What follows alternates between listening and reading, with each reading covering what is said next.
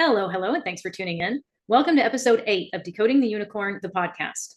In today's episode, I'll be joined by my guest, Erika Migliaccio, and we will discuss recognition, appreciation, and gratitude in the workplace, and why those concepts are so important.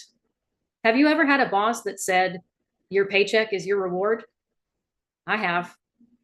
Doesn't feel very good, does it? And considering with inflation, or maybe hyperinflation at this point, your paycheck doesn't even go as far as it should. That doesn't feel like much of a reward. It doesn't feel very full of gratitude-y, does it? Then employers wonder why there's such high turnover rate in their companies. It's also important to remember that whenever Dag assumed the Secretary Generalship, he went through the entire UN, from the basement and the boiler room all the way up to the Secretariat on the 38th floor, and met every employee in person, something like 4,000 people. It not only shows the importance of recognition in the workplace, but it also highlights that Dag, as an introvert and an HSP, was perfectly capable of demonstrating those things. So let's tune in. Some leaders talk about service. Dag Hammarskjöld lived it. To Dag, public service wasn't just a duty, it was an act of love. Decoding the Unicorn tells the story of a man who believed that leading with kindness and gratitude could change the world. It's an inspiring portrait of a leader who valued people, not politics. If you're looking for a book that honors the heart of leadership, discover Decoding the Unicorn on Amazon.com today. Erika gathered up her corporate experience and her courage to open a new door and formed Upstream HR Strategies in 2018. Fueled by a fierce drive for delivering value and a passion for bringing out the best in others, Erika's vibrant energy is contagious. She is a spirited and innovative human resources executive with 25 years of executive HR leadership experience guiding large multinational teams through a variety of business cycles in both generalist and specialist roles. Combining deep business acumen, creative courage, and strategic vision, Erika shatters the bounds of traditional human resources and measures success by the value she delivers to the employees and businesses that she serves. She has an innovative approach combined with perseverance, the willingness to push boundaries, and heart, which is so important. It's driven significant business results while inspiring and engaging employees.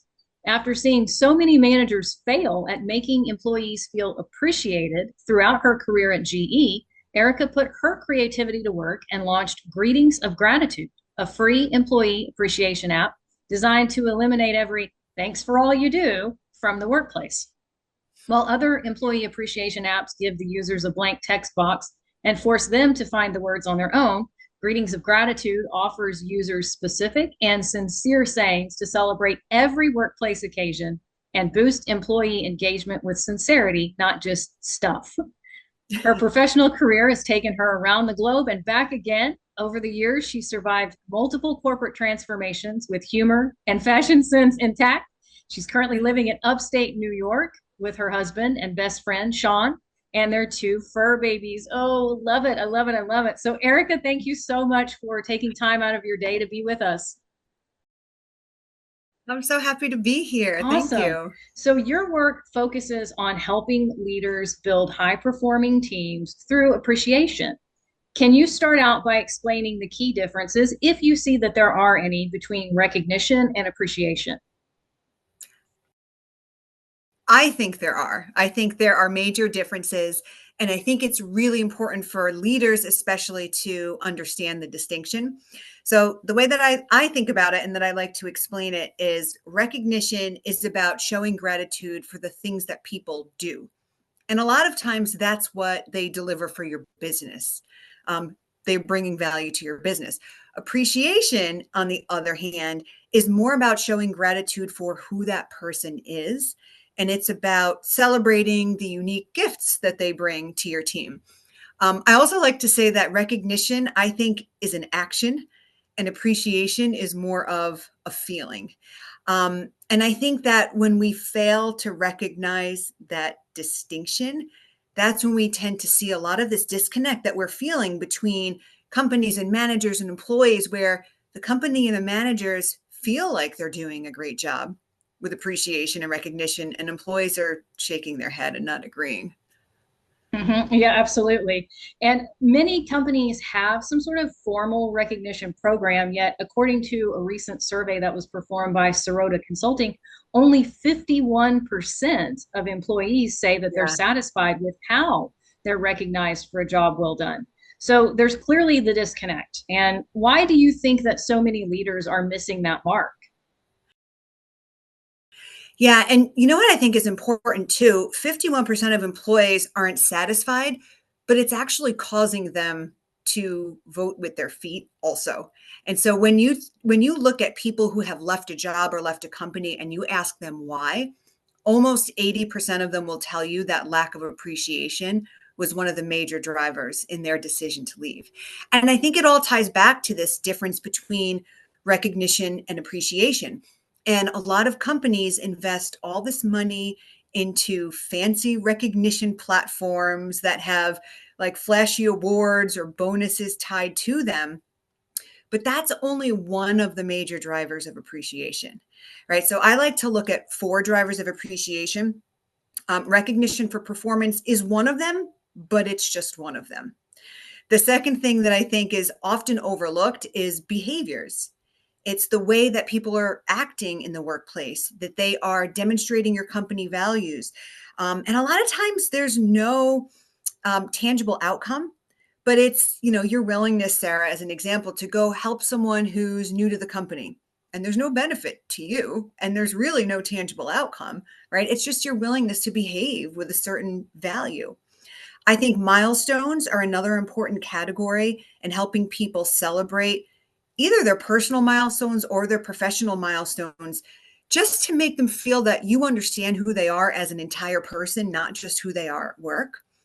And then the fourth category for me is I like to call it voice and ideas. And I think this one we tend to overlook as well. And this is about, welcoming someone to debate with you, asking for their opinion before you make a decision, or even from a leadership perspective, dangerous words, right? But inviting someone to dissent upward. And I think when you combine all four of those things, you can have an incredibly powerful appreciation or gratitude platform. But so many companies focus just on the recognition piece. And when recognition focuses on performance, and that tends to be above and beyond performance, how many times a year do you think people get that? How many times a year am I going to do something that is so wonderful that I'm going to get an award for it? I mean, maybe one or two if I'm lucky, right? And so, like, what about the other 363 days? So I think it's, the system itself is kind of set up to fail. We have managers believing that, everything rests within this recognition platform, but that's only one of the things that they should be doing. I also found through this whole process that only 14% of companies train their managers on the difference between recognition and appreciation and how to do it well. I think that came from the 5 Languages of Appreciation book, by the way. Wow. Well, I'm so intrigued by everything that you just said. And I want to tell the story that after assuming the job of UN Secretary General, Dag Hammarskjöld took the time to meet every UN employee personally. Now, that amounted to about 4,000 people. Nowadays, we hear managers say things like, nope, I don't have the time, even though they may not even have a staff that's half or even a fourth of that. Nope, I don't have the time. So, in your experience, what are some practical ways that leaders can create a real connection with their teams, whether they're fully remote, they're hybrid, or they're completely in the office?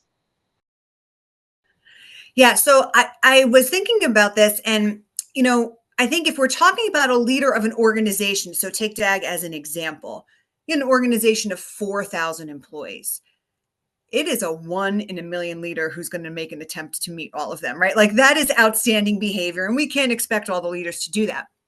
What we can expect leaders of large organizations to do is to recognize that appreciation is going to come from an employee's direct manager for the most part. Employee engagement is driven, 70% of employee engagement is driven by the employee's direct one-on-one relationship with their supervisor. So if I'm sitting up here as a leader of a large organization and I have, direct reports who have direct reports who have direct reports. I think the most important thing I could do is set clear expectations that I expect anybody who is a people leader to make this a big part of what they do. They are responsible for making people feel seen, valued, and heard, not just a couple times a year when they do something outstanding, but throughout the year. And then train those managers on all of these things that we're talking about that only 14% of them get trained on. Overhaul your recognition system. Create opportunities for people to give little bits and pieces of appreciation in between those big recognition moments. Invest in tools to help those managers understand how employees like to be appreciated, because it's not universal. And there's so many tools out there. So I've mentioned the 5 languages of appreciation already. That one's my favorite. I wish that companies would give people a 5 languages assessment as part of their onboarding process so that their manager knows, does this person really prefer words of appreciation or quality time or acts of service or gifts? Gifts, by the way, is universally and globally the least powerful appreciation tool. Oh, wow. That's And by the fascinating. way, it's significant, right? I want to say only 4 to 5% of the population usually has gifts as their number one appreciation driver. And by the way, back to the system is broken. If you think about the recognition systems, what do they have? Gift cards, bonuses, right? Swag, all those things are gifts. And so once again, the system is broken. But I think if we're talking about what just any manager, let's just take a manager of a 1-layer team. I'm Erika and I have 6 direct reports. What can I do? I think that there are so many things that we can do in our standard operating rhythm that aren't going to add more time to the calendar. Giving positive feedback in your one-on-ones, holding employee roundtables every once in a while and asking for their ideas. Asking your direct reports to weigh in on a decision that you could be making, taking 5 minutes in your team meetings to celebrate people's milestones. There are so many things you can do to incorporate these ideas into your existing operating rhythm without adding more time to your calendar. That's very well said. Very well said. And you shared some data with me that really highlighted how most leaders underestimate the power of their words and actions. And what you just said about gifts and gift cards really brings that home, because so many managers think, well, I'll just hand you a $5 gift card so that you can go get coffee, which with inflation, you're probably not even going to be able to get that cup of coffee with that $5 gift card anymore. And they just think, well, that's good enough. Like, my Yeah. words won't matter as much as a $5 Starbucks card. And it's like, but wait a minute, like your words do matter. So how do you think that leaders can become more intentional about creating those meaningful moments of appreciation? Yeah. This one is interesting to me too, because, I think managers do overestimate, what they're doing. And most managers think they do a pretty good job. But 82% of employees Right. disagree. So, and I think a lot of it, again, it ties back to recognition versus appreciation. They might be doing those recognition moments, the $5 gift card, putting someone's name up on the slide at the town hall meeting, but they're missing those small moments of appreciation throughout the year.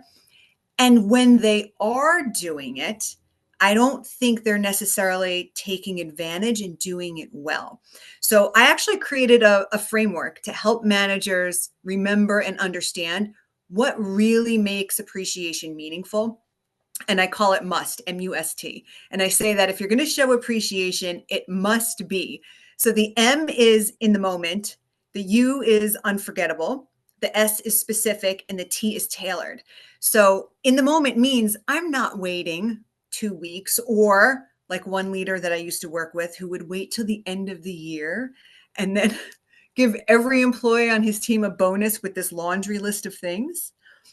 By that time, they thought he had forgotten about it already, and like the moment was gone. The U is unforgettable. And for me, what makes something unforgettable is an emotional connection. It's about creating a memorable moment. And it means If I just leave a $5 gift card on your desk, that's just a transaction. If I send you a $5 gift card or leave a $5 gift card on your desk and have a conversation with you and say exactly what you did well and why it was done well and how much I appreciate it and the impact that you had, that's a moment that you're going to remember, right? Whether it was a $5 gift card or a $500 gift card, you're going to remember my words more than anything else. So making sure that there's emotion. And I think, when we think of kind of the hierarchy of communications, where you can use your voice and where people can see you, of course, you're going to be able to express that emotion better. So face-to-face is the best. A video call is second. A voice call might be third. I do encourage managers sometimes, especially if they're in remote environments, like don't send someone a text message or an email. Open up your phone and do a video message and send them that instead, because at least you're using your voice and they can hear and feel your emotion. The specific, again, it's what they did, when they did it, why it was great. And this is where I say you've got to avoid, this is my biggest pet peeve, the thanks for all you do. Have to avoid thanks for all you do. It's just, it comes across as insincere and patronizing, and thanks for all you do was actually my inspiration for creating greetings of gratitude, because I worked with an amazing leader who overused that term. And I would see people after he said it, turn their backs and roll their eyes and say, do you even know what I do? And so all this well-intentioned work was completely meaningless. And that's actually what inspired me to build the app. And then Tailored is all about what I call the platinum rule. What's meaningful to you might not be meaningful to somebody else. And so if I lead with the golden rule, I might miss the mark. You have to lead with the platinum rule and understand what kind of appreciation matters to Sarah. And then I give you that, not what matters to me. I might like words of appreciation. You might like quality time. So I think, again, the 5 languages, DISC, other tools like that, where you understand someone's personality or their drivers. Does someone like public or private recognition? You really have to know the person in order to do that well. So it's in the moment, unforgettable, specific, and tailored. That's excellent. Absolutely excellent. Such good information we're getting today. Wow. Something else that I want to bring up is that appreciation, recognition, and then psychological safety, I believe, are intertwined. And Dag was practicing these concepts like workplace gratitude and psychological safety all the way back in the 1950s, which I think just kind of shows even more how ahead of his time that he was. So how do you think that genuine recognition contributes to an overall culture where employees feel like it's safe to speak up, it's safe to take a risk, it's safe to be an innovator? I really think this one, when I go back to those 4 categories, performance, behaviors, milestones, ideas, the connection here is in that last one. It's in the ideas. And I don't know, have you ever heard the theory of the iceberg of ignorance? No, but I want to. Please tell me. It's a great theory. And it's not just a theory, it's based on research that was done many years ago. But, the whole iceberg theory that there's so much below the surface that you don't see.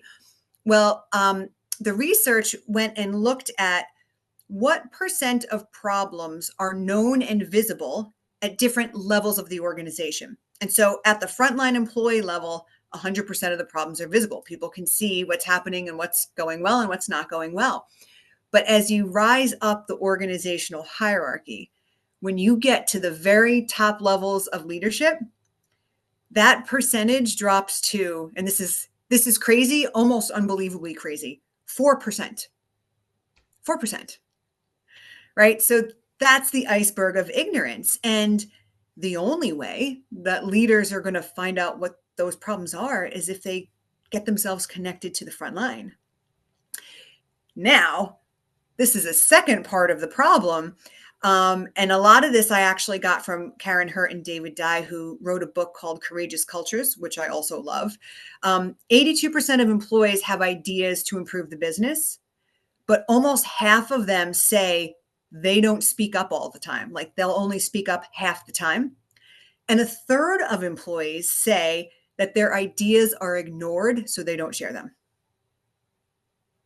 Right. And so I say this is, I think, the most important part of appreciation when it comes to psychological safety is when leaders truly invest and take the time to instigate debate on their teams, to welcome that dissent, to make space for ideas, to ask an employee to weigh in when they're making a decision, or empower employees to chase that crazy idea without fear of failure.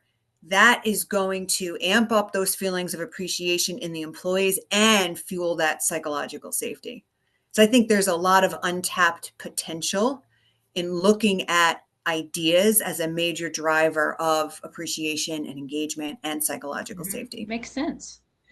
You've worked with leaders who had to navigate these high pressure environments, which is another area of synergy, I think, for this podcast, because Dag would go into literal war zones and refugee camps. He had to juggle Cold War politics and try to literally prevent World War III. How can managers balance all of these competing components, right? So they may have strict deadlines, they may have these solid performance goals, great customer service that needs to be delivered, and so on, but then still ensure that recognition and gratitude don't fall to the wayside.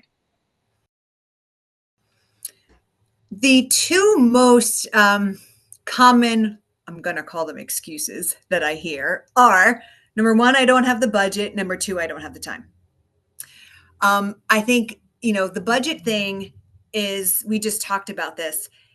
It's really not the big awards and the things that have money tied to them that people remember and that make them feel appreciated. It costs nothing to call someone and express gratitude for a behavior. It costs nothing to mention someone just bought a new home in the team meeting and have the team applaud for them. It costs nothing to ask someone what their opinion is on a decision you're making. Right? It costs nothing to do these things. So when people say, I don't have the budget, I don't accept that. And in fact, if they don't have a budget for a recognition platform, Greetings of Gratitude is free. We made it completely free. So you don't have one, go use that in your company. And you and your employees can send these little text message words of affirmation cards to each other all day long at no cost. So we wipe out that excuse. And I think time is similar, right? It really doesn't take a lot of time. Number one, appreciation can be very, very quick. It can literally be 2 sentences that I say to you as we're closing a meeting. It could be, I call you in between meetings and say something, right? It can be very, very simple and short. As long as it's it happens in the moment, it's unforgettable, it's specific, and it's tailored to your preferences, it's going to be memorable for you. And then I go back to what I said before about incorporating things into your existing operating rhythm. Most managers have one-on-ones with their direct reports. Make sure you're giving at least one piece of positive feedback in every single one of those. Most managers are having team meetings. Make sure you make time for celebrating milestones in those meetings. Call people out in the moment. Carve out time in your meetings to ask employees, what would you decide if you were in my shoes? None of these things require more time. It's just about building a different agenda and maybe prioritizing things a little bit differently. But in my mind, time and budget, neither of them are a good excuse. Hear, hear. I love it. So I want to share with you that I once had a boss, whenever I was still on the corporate hamster wheel, so to speak. I once had a boss who told me unironically, now I want to be very clear with all of the listeners and all of the viewers, this person wasn't joking around. They weren't cutting up. They told me unironically, your paycheck is your reward. And if that's not good enough, there's the door. And I sat there like, whoa, holy smokes. So not surprisingly, I'm sure to tell everyone that company is not even in business anymore. And with an attitude like that, who can really be surprised? I guess I would ask it like this. How many managers do you think that there still are who assume that your paycheck is, quote, enough appreciation, like the fact that you're getting it biweekly is enough, and you should probably just sit down and enjoy that paycheck, which doesn't go as far as it does anymore with inflation? How do you help those leaders shift their mindset so that they see that appreciation and gratitude are core parts of being a good people manager? Yeah. So, Sarah, unfortunately, I don't think your experience is that uncommon. In fact, I just posted something on LinkedIn last week and I started it with a story of a manager who told me, word for word, I don't need to tell my team that I appreciate them. They know it. And I was like, oh, no. Right. So, I do think there are plenty of managers out there who believe this. And when I run into someone who really is resistant, I have a little trick that I use. So I will ask them to recall a time in their career where they felt like they were at the top of their game. They were firing on all cylinders. They did the best work of their career and they had fun doing it. So I get them to kind of, evoke that emotion, think of that time. And then I asked them about what was happening around them at that time. Who did you work for? Who was that leader? What did that leader do to contribute to your success during this period of time? And 9 times out of 10, they come back with these stories about this amazing leader who empowered them, who asked for their ideas, who celebrated them. And so then I'll remind them that, listen, that's what brought out the best in you. If you want to bring out the best performance in your direct reports, you have to give them the same thing that you received. So you always have to make the business case in business. And there is a strong one here. There really is a strong link between appreciation and engagement and performance and business performance, not just individual performance. I think you just have to help the leader discover that for themselves. And a lot of times using their own personal history and their emotion as an example is a little bit of a fast track to getting Good, there. good. So tell us what's next on the horizon for you. And then also, if listeners want to connect with you, if they maybe want to learn more about your services or tune into that app that we've talked about in this episode, how should they go about doing it? Yeah, absolutely. So, Greetings of Gratitude is on the App Store and it's on Google Play. If you search for Greetings of Gratitude, you will find it. And like I said, it is free. There are hundreds and hundreds of very specific greetings of appreciation that you can pick, you can customize, and you can text message, you can send it in a Teams chat, you can email them to someone, you could print it out and hand it to someone. So that is out there for free. In terms of what's next on the horizon, we're doing a couple exciting things. Number one, we're starting to create custom collections of Greetings of Gratitude. So if a company does like Greetings of Gratitude, but they want something that's more tailored towards maybe their company values and their branding and their logo on it, we're doing that as well. There is a fee for those, of course, but I can tell you that it is a fraction of the price of any of the other big fancy platforms that are out there. The other thing we're doing to fill this gap, and I mentioned only 14% of managers get training on this, we've created a virtual self-paced training course on the power of appreciation and really teaching leaders how to go about doing this well so that you are inspiring people to bring their very best every day. You're making people feel seen, valued, and heard. So we do have that course available too. Again, it's a very, very reasonable price. You can buy one seat, you can buy 10, you can put all your leaders through it, or you can just sign up for yourself. And then in terms of connecting with me, I love to connect with people on LinkedIn. I put content out there a couple of times a week on this topic. This is my favorite, but also just more broadly on leadership. And then upstreamhr.com is our company website and greetingsofgratitude.com. Excellent. Well, I appreciate you taking time out of your day to join us. This has been a fantastic episode, and I thank you so much for all of your insights. Thanks so much for tuning in. If you enjoyed today's episode, don't forget to like, share, and subscribe. If you're listening via audio, don't forget to go over to the podcast provider, hit subscribe, and leave a 5-star rating for us. We'll see you next time.